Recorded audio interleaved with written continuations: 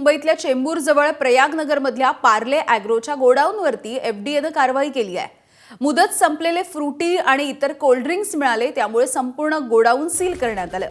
गोडाऊनमधून ज्या ठिकाणी माल नेला जातो तिथे बाहेर लागलेल्या ट्रकमधला आणि त्याच्या आतला माल सुद्धा सील करण्यात आलाय। 1 लाख रुपयांचा माल हा सध्या एफडीए कडून जप्त करण्यात आला।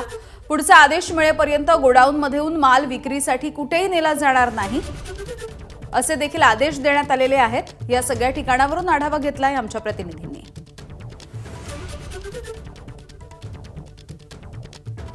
ज्या प्रकारे राज्यभरातील चेन रेस्टॉरंटवर एफडीए कडनं तपासणी केली जाते, तिथे कारवाई केली जाते, तशीच एक मोठी कारवाई चेंबूर जवळील माहुल गावामधील प्रयागनगरमधील हे पार्ले ॲग्रोचं गोडाऊन आहे त्यावर करण्यात आली। काल संध्याकाळी 6 वाजता एफडीए अधिकाऱ्यांचं पथक इथे आलं आणि पहाटे 5 वाजेपर्यंत ही सगळी तपासणी या गोडाऊनची करण्यात आली, ज्यामध्ये एक्सपायर झालेला सगळा माल या गोडाऊनमध्ये होता आणि त्यामुळे हे गोडाऊन आपण बघतोय पूर्णपणे सील करण्यात आलेलं आहे।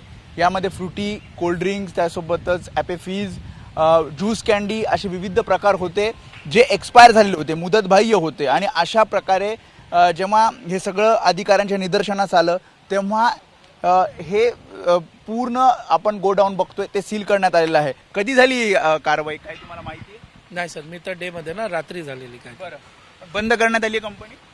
आता माहिती नाही पडला सर, नाही माहिती। आणि ते कर्मचारी काही दिसत आहेत ते? नाही, ते तर आले म्हणजे ते ड्रायव्हर लोक।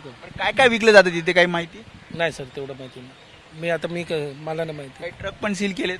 नाही, ट्रक नाही सील केलं, बंद केले ना सील, तेच माहिती नाही ते मला। नाईट मध्ये रोज सुरू असते? हा, रोज सुरू।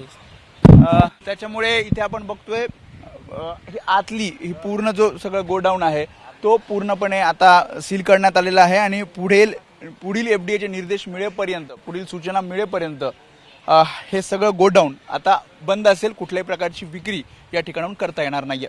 कॅमेरामॅन अनिल संगारे, वेदांत नेब, एबीपी माझा, मुंबई।